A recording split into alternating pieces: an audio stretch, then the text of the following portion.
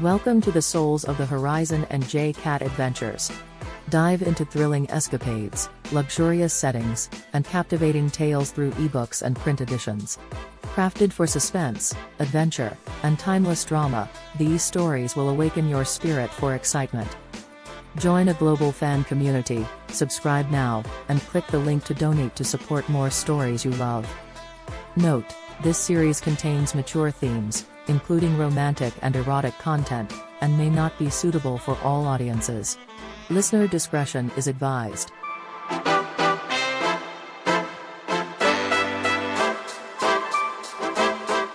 Jane. The Winding Path. The horizon burned amber and gold as Jane stood on the cliff's edge, her fingers clenched tightly around the journal she carried everywhere. It was battered now, its edges worn, and its spine held together by tape and hope. Inside it were the fragments of her life, words scrawled in hurried desperation, sketches of moments too fleeting for her camera, and letters she'd never sent. She thought she'd left her old life behind when she crossed into this small coastal town, but the past has a way of echoing in the most unexpected places. Jane's story began in the small, forgettable town of Elmswood, where dreams were traded for routine and ambition was suffocated by the gray weight of expectation. Her father, a mechanic, once told her that her wanderlust was a passing phase.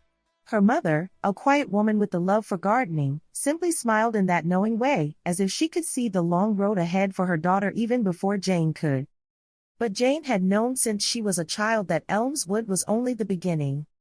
At 16, she climbed to the top of an abandoned water tower just outside of town. It was a warm summer night, the air alive with the hum of cicadas. Below her, the fields stretched endlessly, kissed by moonlight, and for the first time, she felt it, a pull toward something greater, something unseen. One day, she whispered to the stars above, "I'll go as far as this horizon takes me." Her first step into the unknown came when she packed a duffel bag and boarded a bus headed west, toward the shimmering promise of the ocean. Jane didn't have a plan, just a restless spirit and the kind of reckless courage that only youth could provide. That journey took her to bustling cities where she lived among strangers who became family, to small towns where she lingered just long enough to leave her mark, and to wild landscapes that reminded her how small she was in the grand design of it all.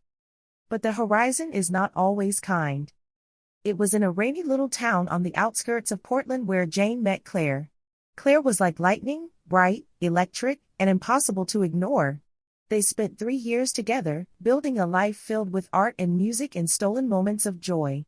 Jane thought she'd found her forever, but Claire's ambitions pulled her elsewhere. One gray morning, as rain dripped from the windowsill, Claire left. No big fight, no tearful goodbye, just a letter on the kitchen table and the hollow sound of the door closing behind her. It broke something in Jane. For months, she wandered aimlessly, carrying the weight of her heartbreak like a stone in her chest.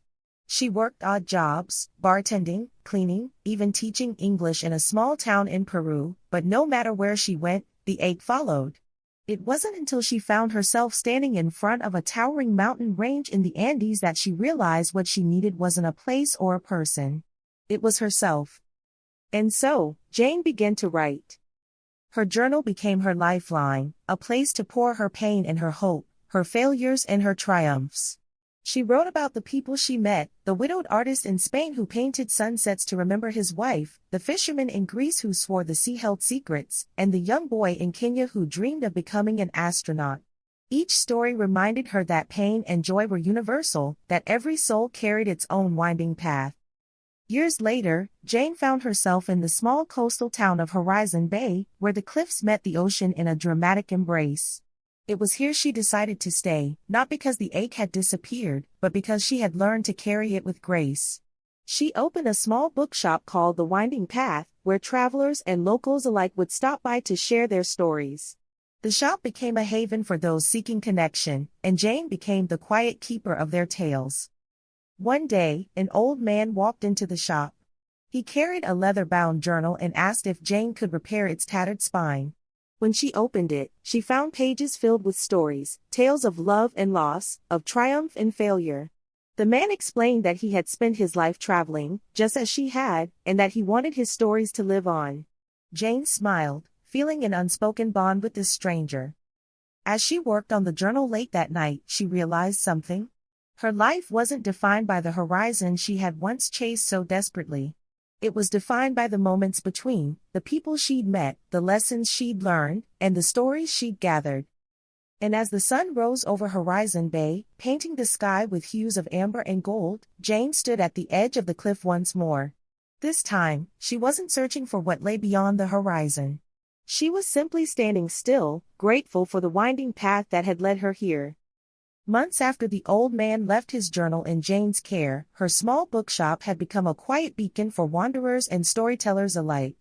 Each shelf in the winding path was filled with books that carried the weight of the world, not in their pages, but in the hands of those who shared their lives while buying or borrowing them. Jane had always been a collector of stories, but now, she realized she had become their steward. The journal the old man had left behind lingered in her thoughts. She had meticulously repaired it, restoring its tattered spine and ensuring its delicate pages would survive a little longer. But as she read its stories, narratives of love lost, daring escapes, and quiet moments of triumph, she felt a spark of longing she hadn't experienced in years. The stories were fragments of lives lived boldly, unafraid of the unknown. For the first time since settling in Horizon Bay, Jane began to question whether her story had paused too soon. One evening, just as the sun melted into the ocean, casting the shop in hues of amber, a young woman entered. She had short, windswept hair and carried a backpack that looked as though it had seen 100 lifetimes. Her name was Eliza. She said she'd been traveling the world for years, much like Jane had, but something in her voice carried a shadow of doubt. Eliza's story tumbled out over the course of an evening spent in the shop. She had left home to chase the horizon, but somewhere along the way, she'd lost her sense of direction.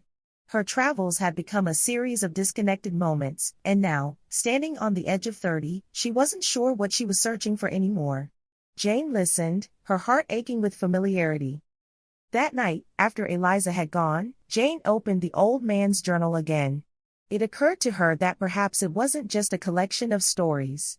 It was a map, not to a physical destination, but to a deeper understanding of the paths we walk and the reasons we choose to walk them.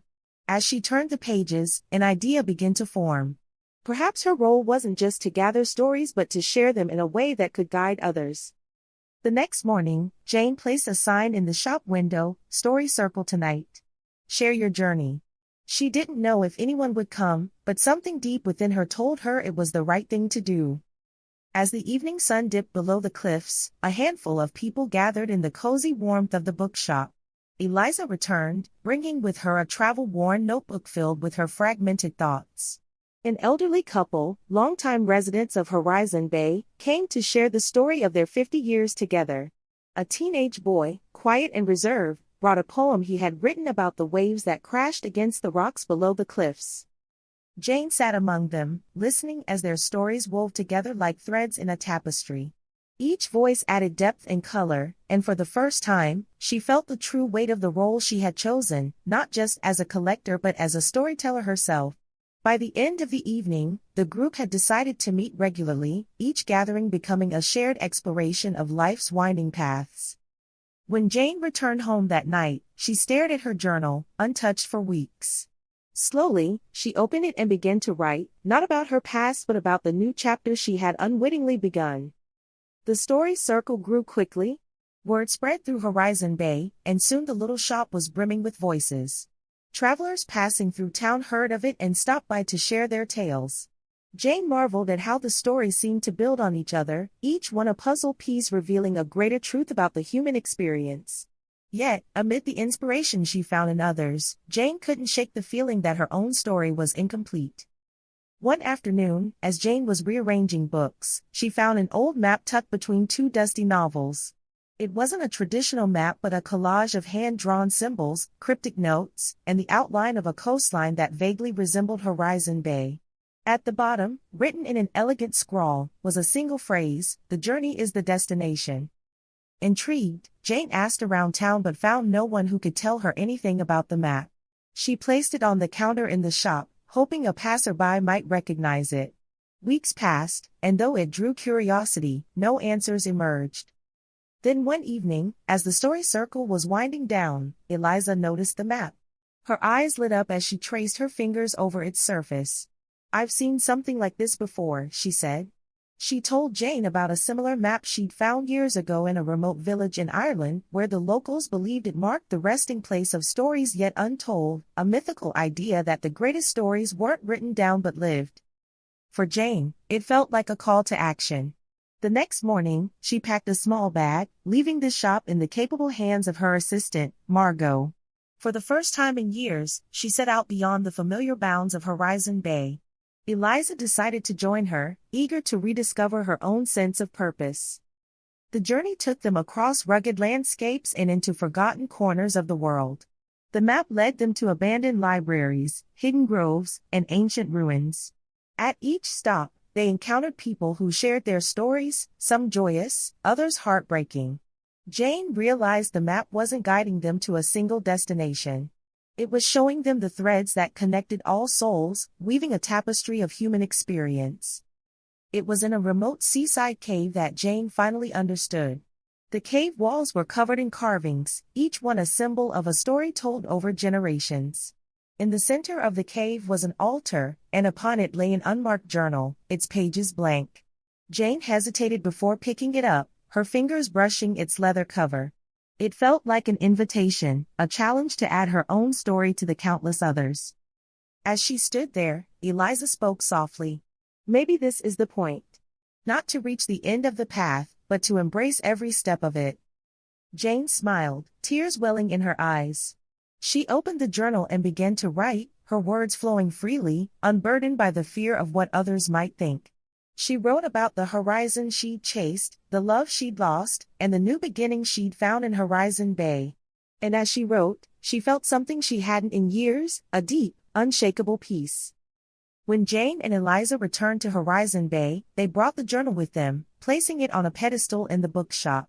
It became a living artifact, a testament to the power of stories and the journeys that shaped them. Visitors were encouraged to add their own pages, and soon, the journal overflowed with the collective voice of countless souls. Jane no longer feared the horizon. She had learned that the winding path wasn't something to conquer but to cherish. And in that realization, she found her place, not as a seeker of destinations but as a guide for those still searching. And that's a wrap on another thrilling episode. From heart-pounding action to emotional connections, Jay Bahari will never fails to excite. Don't miss the next adventure. Subscribe now for more suspense, romance, fantasy, and mystery. Want to dive deeper? Grab an ebook on Etsy or a paperback on Amazon to keep the excitement going. You can also catch the podcast on iHeartRadio, Apple Podcasts, YouTube, Spotify, or Amazon Music. If you're hooked on the Souls of the Horizon and J-Cat Adventures, show your support today. Click the link to donate and help us continue creating the stories you love. Until next time, stay adventurous. There's no mystery is too big to solve.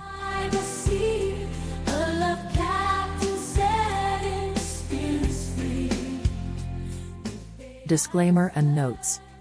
The Adventures of the Souls of the Horizon and J-Cat Adventures is a work of fiction. The characters, events, and settings depicted in this series are the products of the author's imagination and are used fictitiously. Any resemblance to real persons, living or dead, or actual events is purely coincidental. This series contains mature themes, including but not limited to romantic and erotic content, that may not be suitable for all audiences. Reader discretion is advised. The depictions of relationships, encounters, and situations are intended for entertainment purposes only and do not reflect real-life practices or endorse any specific behaviors. The portrayal of characters, including their actions and interactions, is intended to be a dramatic and fictional narrative. The series is not intended to promote or condone any form of violence, exploitation, or abuse. The characters of the Souls of the Horizon and J-Cat Adventures, while depicted as a hero in fictional scenarios, is a creation meant to entertain and should not be considered a role model for real-life behavior. Readers are reminded that this is a work of fiction and should enjoy it as such. Any interpretations or applications of the content within real-world contexts are the responsibility of the reader. The author and publishers disclaim any liability for actions taken by readers based on fictional portrayals and scenarios in the series. Notes: Jay Bahari, The imaginative mind behind The Souls of the Horizon and the Adventures of J. Cat has a unique talent for weaving tales of mystery, romance, fantasy and adventure. With a flair for creating captivating characters and intricate plots, J. Bahari's storytelling is enriched by a deep understanding of human nature and a keen eye for detail, crafting narratives that resonate with both excitement and emotional depth. Each episode of The Souls of the Horizon and J. Cat's Adventures is a testament to Bahari's ability to blend intrigue with passion, creating a world where the extraordinary becomes reality. In this creative journey, J. Bahari has harnessed the power of artificial intelligence to enhance the storytelling process. With the help of AI input, Bahari has been able to explore new dimensions of creativity, pushing the boundaries of conventional storytelling to deliver an experience that is both innovative and compelling. Together, J. Bahari and AI have crafted a series that not only entertains but also captivates the imagination, inviting readers into a world where seduction and suspense intertwine in the most alluring ways. This collaboration stands as a testament to the endless possibilities that arise when human creativity meets cutting-edge technology, forging a path to stories that are as mesmerizing as they are unforgettable.